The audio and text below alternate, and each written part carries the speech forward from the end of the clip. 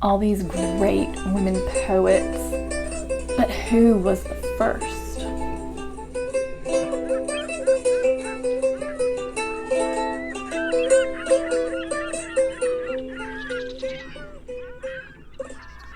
Some say she's a lesbian. Some say she's mad. Some say she threw herself off a cliff because of unrequited love. Some say she's a sex-crazed whore. Some say she's quite wise. And some say there are 9 muses. But Plato says that she is the 10th muse. And her name is Sappho. Good morning. Thank you for joining me today on Lost for Words. I'm Sarah Woods, and today we are exploring the first female poet from antiquity that we know of, where we have her fragments in a couple of her poems, is Sappho of Lesbos. She is a Greek poet. She is a lyricist who created poetry that was meant to be sung to the lyre, which is sort of a harp-like instrument, I believe. She is a precious treasure because she is one of the few windows that we have into what life might be like for a woman in ancient times in Greece from a female perspective. But today I have 3 books to share with you if you're interested in exploring Sappho and her words and her poetry and her life and what we know about her. The first book I have is just called Sappho, and it's her poetry translated by Mary Barnard.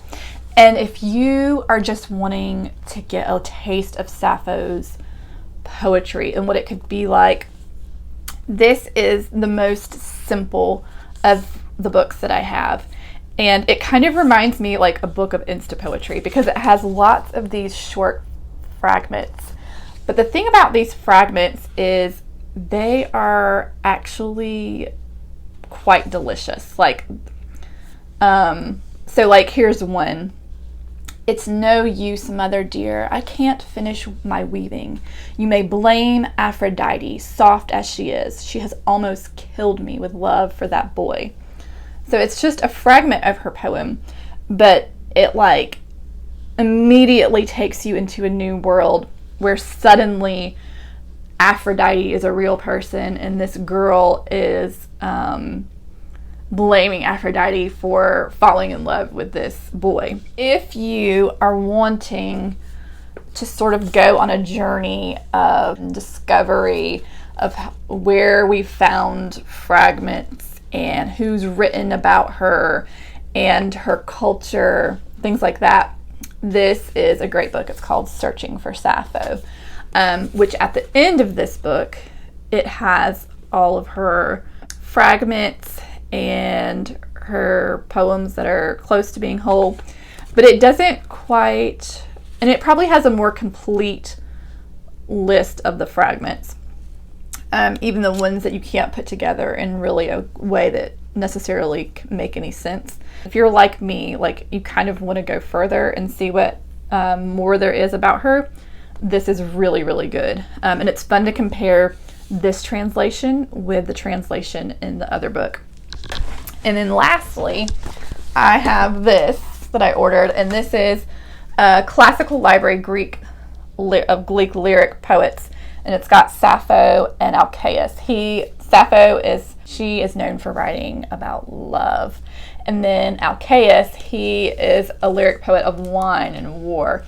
And so it includes both of their stuff in here. But this book is much more for the studious person. It's got, on one side, it's got the information in Greek, and then on the other side, it's got the information in English. And it starts off with places throughout history where people have written about Sappho, and it writes it down. It shares those places with you so you can see what people have said about her throughout history and who it was that said it. And then it does have her poetry in here. And it has the Greek on one side and the English on the other side. It's just a much more. It's actually very informative, and it's really interesting to see the translations of things next to these other two books. But I will say this is much more for someone who is more studious and interested in digging a lot deeper. This is for that person. If you're wanting to just jump in a shallow way and see if you enjoy her poetry, this is not the book for you. Like, this will drive you crazy. Because I know when I first got it, I was like, oh my gosh, this is awful. But now that I've been comparing things and trying to dig a little deeper, this has been very beneficial and interesting to read. So that's the 3 books that I have for you. For this series, we are going to use this book, Sappho, and it's translated by Mary Barnard. To me, one of the most interesting things about Sappho is that when you read her poetry, you get to step into a completely different culture. The culture I've grown up in is in the south of the United States, the Bible Belt. I've grown up in a world where everyone believes, for the most part around me, that there's one God. And when you step into Sappho's poetry, you get to step into the life of a woman who believes in many gods and talks about them in her poetry as if they are her friends almost, and if they're just this very normal part of life, and even has prayers to them. And today we are going to explore one of her poems that is her most complete poem that we have. And remember, this was a song. This was written to be a song, a hymn, and this is a hymn to Aphrodite, which is fascinating. I still remember when I first discovered Aphrodite. I remember I was in high school, and I was taking an AP English class where I had just gone from homeschooling to high school, public high school, and I'd gotten to this English class, and they were reading, Great Expectations and Animal Farm. And they were reading them at the same time, and we were supposed to be like coming up with things to write about both of them at the same time. And I just remember being really overwhelmed at trying to think about 2 books at the same time. And I asked to be put in a lower level English class. And it was one of the best decisions I ever made, because when I got to this English class, I had the best English teacher. And we ended up reading things, we ended up studying Shakespeare and Greek mythology. And it was, for me, it just like ripped open my world. It ripped open my imagination and just like lit it on fire. Like, my teacher did such a good job of bringing these stories to life for us. But I remember when I think we read the Odyssey, and I remember my teacher talking about all these, these goddesses and gods, and I just remember like this huge curiosity in me for this world that, the Greeks lived in, and where there wasn't just one God, there was so many gods, and they all stood for something different, and they were all crazy and doing all this crazy stuff. And I remember being kind of excited because there were female goddesses, and being like, oh wow, it's not only a male god, like they have male and female. And I'm like, who are the female goddesses? Like, I remember looking through, and I remember being very excited to discover Aphrodite, this goddess of love, and then Athena and Artemis. And it was just very exciting to me that there were females who stood for these ideas like wisdom, love, beauty, sexual desire. What was Artemis? She was like the hunter goddess, right? So to me, that just, for my imagination, it was like, whew, like just very exciting. And it was just very odd, to think,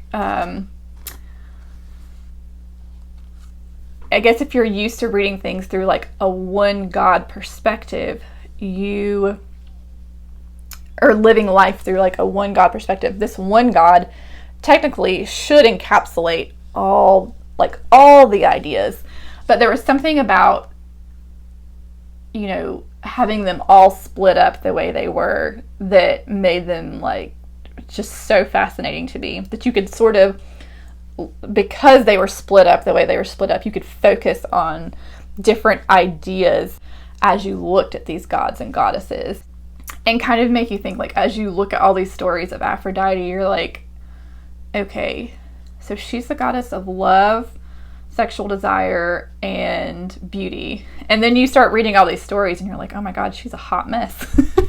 There's something very imperfect about these gods and goddesses. Like, the only thing that makes them gods and goddesses is that they have power, and they're more powerful than humans, and they don't die. Like, but there's nothing about their god and goddess stature that makes them, it's not their perfection that makes them godlike. It's not their goodness that makes them godlike. It's just that they have the power and they don't die. Which is like sort of terrifying to me, you know, to imagine what it would be like to live in a time where you believed in deities that were that like fickle and like spontaneous, and just wondering like what they were going to do. I don't know. To me, it would just be really weird. There was something very unsteady about the Greek world to me. And so imagining living in a time where the people in the power, the deities in power, were these fickle, like, you know, gods and goddesses who were trying to be heroes and heroines, but just a hot mess all over the place, was fascinating to me. But anyway, so today we're going to jump into Sappho's poem, and it's a prayer to Aphrodite, the goddess of love, beauty, and desire. So here we go. Prayer to my lady of Paphos, dapple-throned Aphrodite, eternal daughter of God, snare-knitter, don't, I beg you, cow my heart with grief. Come as once you heard my far-off cry, and listening, step from your father's house to your gold car, to yoke the pair whose beautiful thick feathered wings, oaring down mid-air from heaven, carried you to light swiftly on dark earth. Then, blissful one, smiling your immortal smile, you asked, what ailed me now that made me call you again? What was it that my distracted heart most wanted? Whom has persuasion to bring round now to your love? Who, Sappho, is unfair to you? For let her run. She will soon run after. If she won't accept gifts, she will one day give them. And if she won't love you, she will soon love, although unwillingly. If ever, come now. Relieve the intolerable pain. What my heart most hopes will happen. Make happen, yourself join forces on my side. Okay, so here we have this lyric poem, this hymn, this prayer to Aphrodite. Like, what a fascinating window that we get to see back in time to someone's prayer to a goddess that now most of, you know, humanity looks at as myth. And here we have this woman who's creating this lyric poem in a prayer to Aphrodite about love. What's fascinating about this poem is, I believe men were known to do these petitions to like Zeus and to the gods that usually most of the time had to do with like the public good and war. And here we have this feminine Sappho, this woman, and she is doing a petitioning type of prayer to a goddess, but it is not about war. It's not even about the public good. This is a poem, this is a petition where she is calling out to Aphrodite. Prayer to my lady of Paphos. I believe Paphos was a city on the island of Cyprus where Aphrodite was born. You know, like you see those images where she was born from the sea, from the foam of the sea. I want to read this twice to you because I want you to see the difference in these translations. This is from the book, the Searching for Sappho book. And it says, deathless Aphrodite, on your dazzling throne, child of Zeus, weaver of snares, I pray to you, do not with anguish and pain, O lady, break my heart. But come here now, if ever in the past listening you heard my cries from afar, and leaving your father's golden house you came to me, yoking your chariot. Beautiful swift sparrows drew you over the black earth with their whirling wings down from the sky through the middle of the air, and quickly they arrived, and you, O blessed goddess, with a smile on your immortal face, asked what was the matter now, and why I had called you again, and what I wanted most of all to happen, me with my crazy heart. Who should I persuade this time to lead you back to her love? Who is it, Sappho? Who has done you wrong? For even if she runs away, soon she will pursue. If she refuses gifts, she'll be giving instead. And if she won't love, she will soon enough, even against her will. So come to me now, free me from unbearable pain. All my heart yearns to happen, make it happen. You yourself be my ally. Isn't that fascinating to see the two translations? They're similar, but they're still very different, the way they sort of unfold. And it's kind of beautiful to see the difference. But at the end, the very last line, Sappho is asking, you yourself join forces on my side. You yourself be my ally, which is sumakos in Greek, I believe, and it means ally in battle. So it's this warlike language.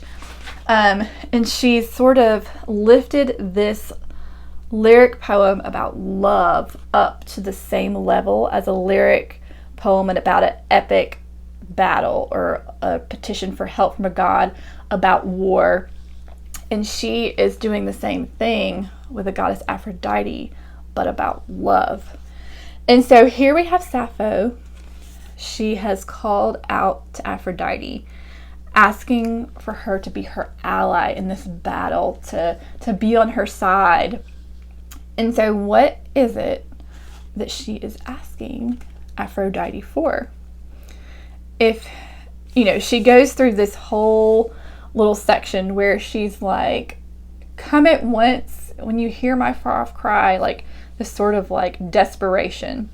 And then you have this Aphrodite, this goddess. You see her, her father's golden house, her golden chariot, and these birds, these sparrows, these thick-feathered birds bringing her down from the sky. So you have this goddess like ascending and coming to talk to Sappho. And which is just fascinating that, this regular human can petition this goddess Aphrodite and that she's coming to talk to her. There's something formal about it, but also very informal. And you start to see that Aphrodite and Sappho have a past relationship. And she says, what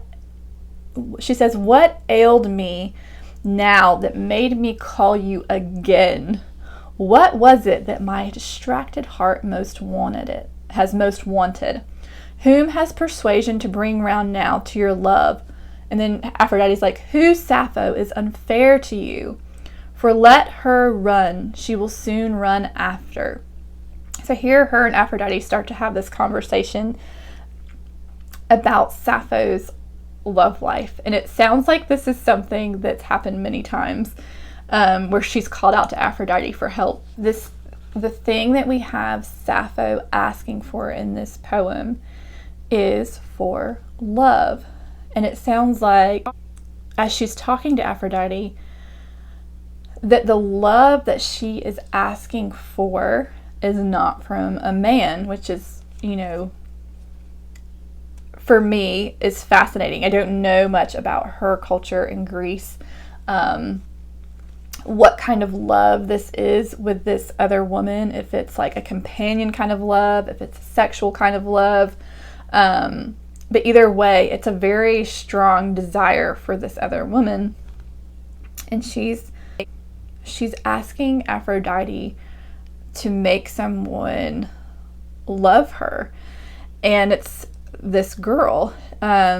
She says, "Who, Sappho, is unfair to you? For let her run. She will soon run after." So Aphrodite is it feels like she's telling Sappho, okay, let this woman run. Let her go, because soon she will be running after you.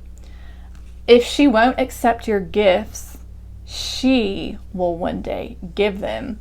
So Aphrodite is sort of saying, like, let her go, because one day she's going to come back. She's going to come running after you. And instead of you giving her the gifts, she's going to be giving you the gifts. You have this end of Sappho sort of like, if ever, come now, relieve this intolerable pain.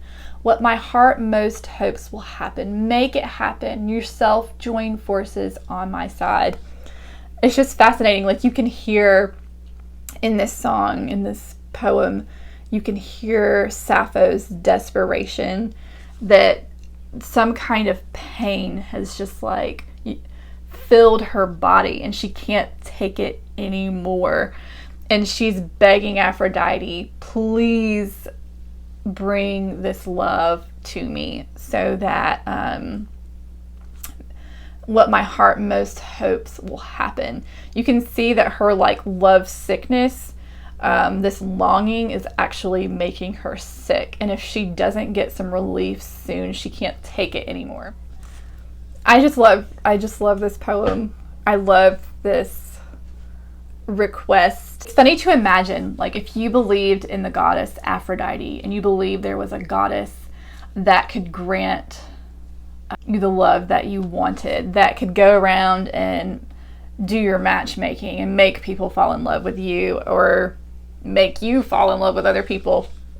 For me, it makes me kind of thankful that there isn't a goddess like this.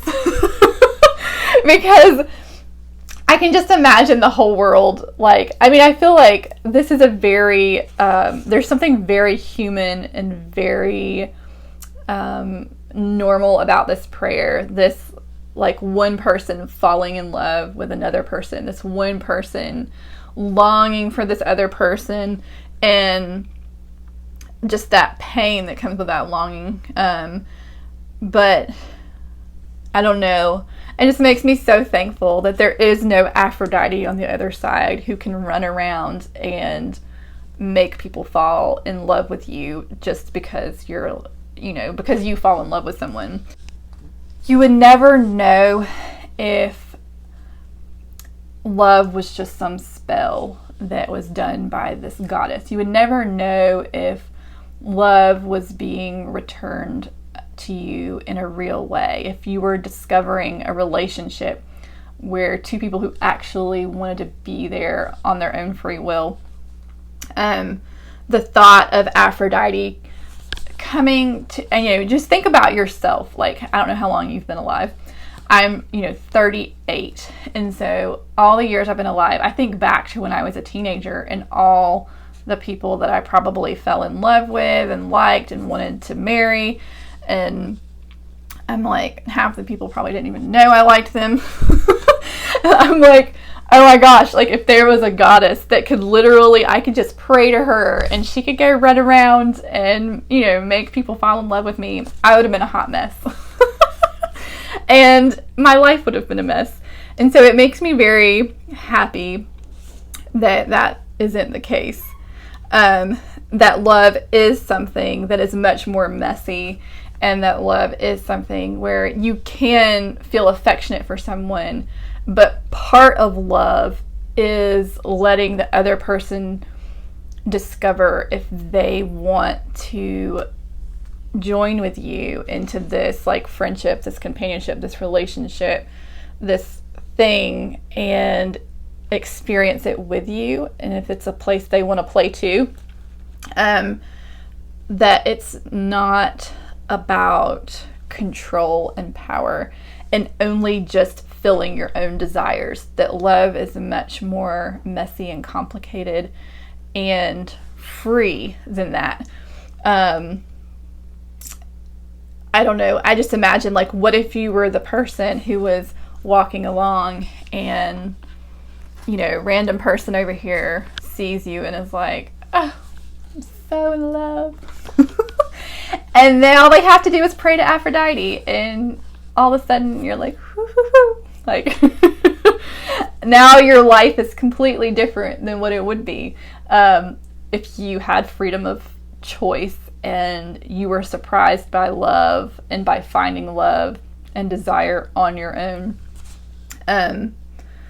So to me, there's something very childlike about this poem that you can feel, which is fascinating because it's like, here, this is an adult woman, but that doesn't matter. Like, it doesn't matter how old you are. Like, if you are that person who falls in love, you're just like, oh.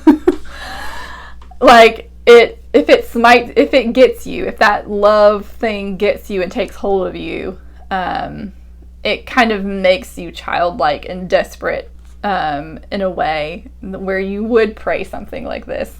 And I think one of the things that's also interesting about this poem is that this is a woman.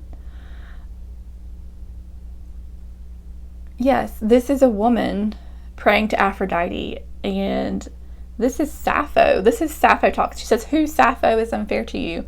So Sappho is having this conversation with Aphrodite. She's a woman, and this affection that she is longing for, this love that she wants to come about, actually isn't even for a man, it's for a woman, which I think is fascinating. For me, I guess I haven't read a lot of poetry or love poetry where the affection was two people of the same sex.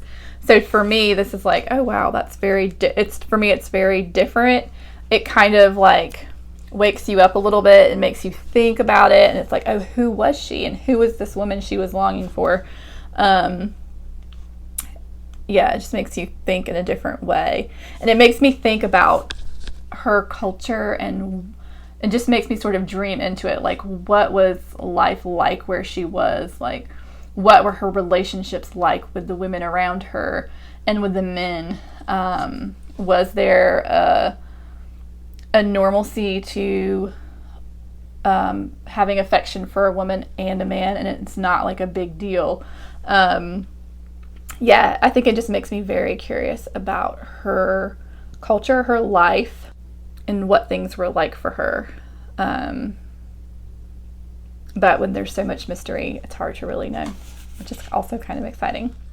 Anyways, let's stop there. Thank you for joining me, and I'm very excited to continue our journey into the poetry of Sappho, this lyric poetess. Poet. Anyway, goodbye.